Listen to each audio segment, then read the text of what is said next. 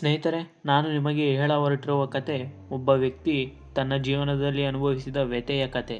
ನಜೀಬ್ ಮೊಹಮ್ಮದ್ ಮೂಲತಃ ಕೇರಳದ ಆಲಪ್ಪುರ ಜಿಲ್ಲೆಯ ಅರಟಪುರದವರು. ತಮ್ಮ ಊರಲ್ಲಿ ಮರಳು ಗಣಿಗಾರಿಕೆ ಮಾಡುತ್ತಿದ್ದ ಇವರು ಒಂದು ದಿನ ಸೌದಿ ಅರೇಬಿಯಾಗೆ ಉದ್ಯೋಗಕ್ಕಾಗಿ ಹೋಗುವ ಅವಕಾಶ ಸಿಗುತ್ತದೆ.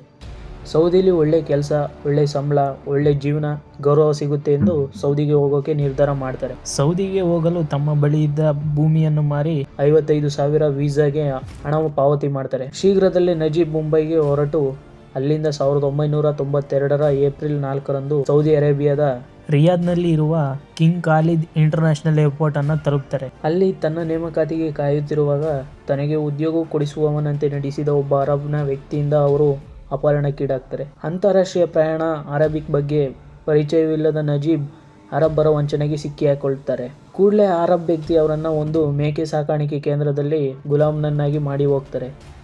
ಆ ಫಾರ್ಮ್ಗೆ ತಲುಪಬೇಕಂದ್ರೆ ರಿಯಾದ್ ಏರ್ಪೋರ್ಟ್ನಿಂದ ಸುಮಾರು 2 ದಿನಗಳ ಪ್ರಯಾಣ ಮಾಡಬೇಕಾಗಿರುತ್ತೆ. ಆ ಫಾರ್ಮ್ನಲ್ಲಿ ಮುಂದೆ ನಜೀಬ್ ಅವರಿಗೆ ಅರಿವಿಗೆ ಬಂದ ವಿಷಯ ಏನಂದ್ರೆ ಅವರು ಅಪಹರಣಕ್ಕೆ ಒಳಗಾಗಿದ್ದಾರೆ ಅನ್ನೋದು. ಆ ಮೇಕೆ ಫಾರ್ಮ್ನಲ್ಲಿ ಅವರು ಅನುಭವಿಸಿದ ಕಷ್ಟ ಬೇರೆ ಯಾರಿಗೂ ಬೇಡ. ಸ್ನಾನ ಮಾಡಲು ನೀರಿರಲಿಲ್ಲ, ಮಲಗಲು ಹಾಸಿಗೆ ಇರಲಿಲ್ಲ, ತಿನ್ನಲು ಸರಿಯಾದ ಆಹಾರವಿರಲಿಲ್ಲ. ಕೇವಲ ಕೂಬೂಸ್ ಅನ್ನೋ ಒಂದು ತರಹದ ಬ್ರೆಡ್ ಅನ್ನು ತಿಂದುಕೊಂಡು ದಿನಪೂರ್ತಿ ಕಳೆಯುತ್ತಿದ್ರು.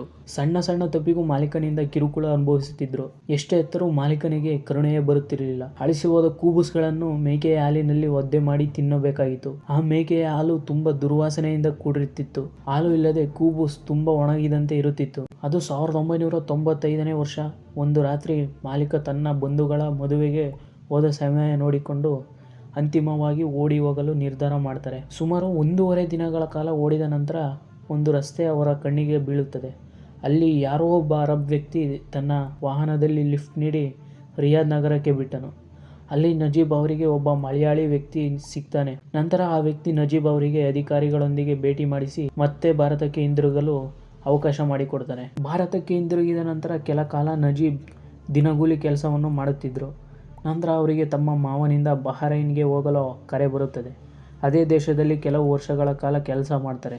ಇದು ಗೆಳೆಯರೆ, ಉದ್ಯೋಗ, ಒಳ್ಳೆ ಜೀವನ ಅರಸಿ ಸೌದಿಯಲ್ಲಿ ಅಪಾರ ಕಷ್ಟ ಅನುಭವಿಸಿದ ನಜೀಬ್ ಅವರ ಕತೆ. ಇನ್ನು ಮುಂತಾದ ಇದೇ ರೀತಿ ಅನೇಕ ವಿಷಯಗಳನ್ನು ತಿಳಿಯಲು ನಮ್ಮ ಚಾನಲನ್ನು ಸಬ್ಸ್ಕ್ರೈಬ್ ಮಾಡಿ, ಲೈಕ್ ಮಾಡಿ ಹಾಗೂ ಈ ವಿಡಿಯೋನ ಶೇರ್ ಮಾಡಿ.